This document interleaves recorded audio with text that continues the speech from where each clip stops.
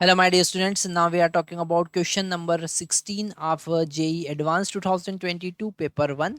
और ये match the column type का हमारे पास में क्वेश्चन है।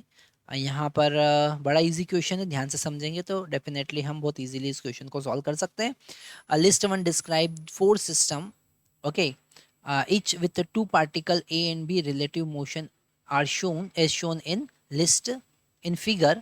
The list second gives the possible magnitude of their relative velocities at t equal to pi by 3 second. Okay, तो यहाँ पर फर्स्ट वाला अगर हम देखें तो उसने कहा है कि A and B moving on horizontal circle of radius 1 metre with uniform angular speed omega equal to 1 radian per second.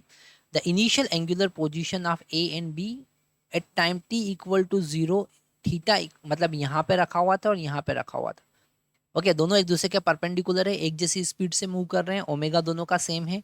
अगर हम t equal to pi by 3 की बात करें और ओमेगा अगर यहाँ पर 1 रेडियन है तो थीटा कितना रोटेट करेंगे, ओमेगा इंटू टी, मतलब कि 1 इंटू पाई बाई 3। ओके, मतलब पाई बाई 3 60 डिग्री वो रोटेट करेंगे। तो ए जो है वो रोटेट करके यहाँ पर आ जाएगा और बी जो है वो रोटेट करके यहाँ पर आ जाएगा, पर दोनों का जो वेलोसिटी है वो डेफिनेटली परपेंडिकुलर होगा। तो velocity of A with respect to velocity B का मैग्नीट्यूड अगर हम कैलकुलेट करेंगे तो वो मिलेगा V square plus V square.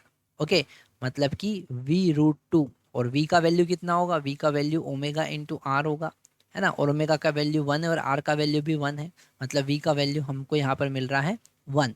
तो v velocity of a with respect to b first case में हमको मिल रहा है √2 मीटर पर सेकेंड। तो हम यहाँ पर चारों ऑप्शन को देखते हैं। यहाँ पे एक्चुअल में 5 हमारे पास ऑप्शन अवेलेबल है। p का वैल्यू नहीं है, b क्यूब का नहीं है, r भी नहीं, s डेफिनेटली s यहाँ पर फर्स्ट का ऑप्शन हो जाएगा। तो यहाँ पर हम फर्स्ट लिख देते हैं, ठीक है।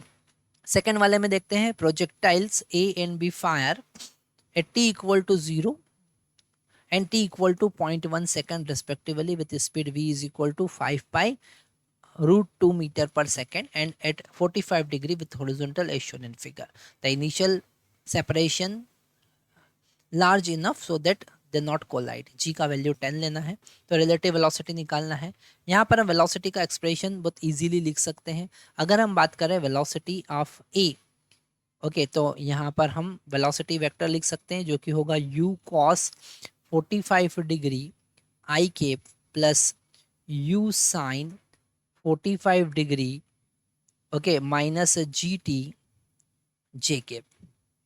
ओके, और अगर हम वेलोसिटी ऑफ बी लिखते हैं तो वहाँ पर जो एक्स कंपोनेंट है वो नेगेटिव हो जाएगा, तो हम लिखेंगे u cos theta 45 degree I के, माइनस लिखना पड़ेगा क्योंकि उसका जो एक्स कंपोनेंट है नेगेटिव है बी वाले का, प्लस वाई कंपोनेंट तो पॉजिटिव ही होगा, तो u साइन 45 डिग्री माइनस जी, और t की जगह पे t माइनस 0.1 लिखना पड़ेगा क्योंकि उसे 0.1 सेकेंड के बाद हमने थ्रो किया था।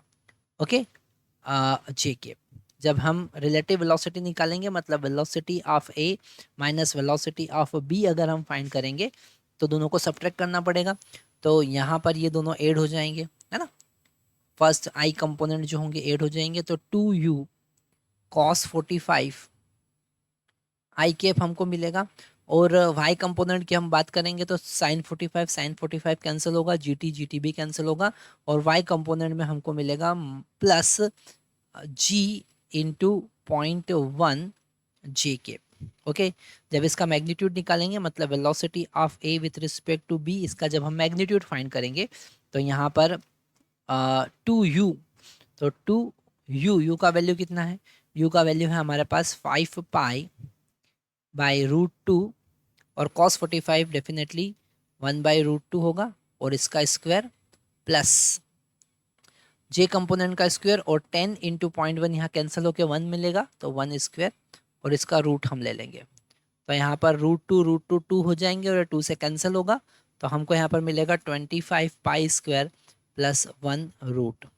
ओके, अब हम ऑप्शन चेक कर लेंगे, डेफिनेटली यहाँ पर टी ऑप्शन हमको बिल्कुल मैच कर रहा है, तो इसका ऑप्शन होगा टी। अगर हम सारे ऑप्शन जो 4 अवेलेबल ऑप्शन हमारे पास प्रेजेंट है तो वहाँ पर अगर आप सी को देखेंगे तो बिल्कुल हमारे दो ऑप्शन मैच कर रहे हैं। फर्स्ट वाला एस है और सेकंड वाला टी के साथ मैच हो रहा है। हम थर्ड वाले के लिए जाते हैं, है ना। तो थर्ड वाले के लिए अगर हम जाएंगे तो यहाँ पर जो थर्ड वाले में दोनों पार्टिकल एसएचएम परफॉर्म कर रहे हैं, उनका पोजीशन का एक्सप्रेशन हमको गिवन है। Two harmonic oscillator A and B moving in X direction according to X A equal to X naught sine T by T naught and X B equal to X naught sine T by T naught plus pi by two respectively, starting from t equal to 0, x naught equal to 1 metre and t naught equal to 1 second. तो अगर हम इस x naught को differentiate करके velocity v a calculate करेंगे तो हमको मिलेगा x not by T not और साइन का डिफ्रेंशिएशन cos हो जाएगा, cos t by T not. Okay, और यहाँ पर जब हम सबका वैल्यू पुट करेंगे तो वी ए जो हमको मिलने वाला है, ओके, वो मिलेगा x नॉट का वैल्यू 1, t नॉट का वैल्यू 1 और cos टी का वैल्यू हमको पाई बाई 3 पुट करना है और टी नॉट का वैल्यू 1 है, मतलब पाई बाई 3। तो ये हो जाएगा हमारा √3/2। ओके, अगर हम वी बी की बात करते हैं, है ना, तो यहाँ पर वापस से हमको मिलेगा x not by T not cos pi by 3 plus pi by 2 और cos pi by 2 plus theta minus sine theta होता है, तो minus x not by T not, सबका वैल्यू पुट करेंगे तो यहाँ पर हमको मिलने वाला है -1/2। ओके, -1/2। तो रिलेटिव वेलोसिटी अगर हम निकालेंगे मतलब V A minus V B हम करेंगे, क्योंकि दोनों एक ही डायरेक्शन में है, तो आप डेफिनेटली यहाँ पर डायरेक्ट सब्ट्रैक्ट कर सकते हैं। तो -1/2, तो हमको मिलेगा √3 + 1/2। ओके, तो यहाँ पर पी ऑप्शन करेक्ट होगा, बिल्कुल मैच कर रहा है हमारा थर्ड पी के साथ में, है ना। अगर हम फोर्थ वाले की बात करें तो फोर्थ वाले में गिवन है particle A rotating in horizontal plane, okay, circular path of radius 1 meter on xy plane with a constant angular speed omega is equal to 1 radian per second. Particle B is moving up with speed 3 meter per second vertical upward direction में।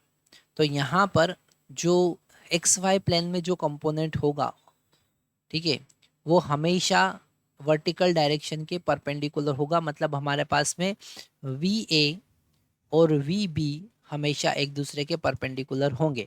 मतलब आप V A with respect to B का magnitude निकालेंगे तो हम लिखेंगे V A square plus V B square, क्योंकि दोनों एक दूसरे के परपेंडिकुलर होंगे हमेशा। तो यहाँ पर हम लिखेंगे 1 स्क्वायर, क्योंकि वी ए का वेलोसिटी 1 है और वी बी का वेलोसिटी 1 यहाँ से कैसे आया, क्योंकि ओमेगा का वैल्यू 1 है और रेडियस भी 1 है, जैसा हमने यहाँ पे कैलकुलेट किया था, और वी बी का वैल्यू 3 है, तो 3 का स्क्वायर, है ना। अल्टीमेट हमको मिलेगा √10, और ये यहाँ √10 हमको आर दिख रहा है, ठीक है। तो ये फोर्थ वाले का ऑप्शन आर हो जाएगा, मतलब हमारा सी ऑप्शन यहाँ पर करेक्ट है।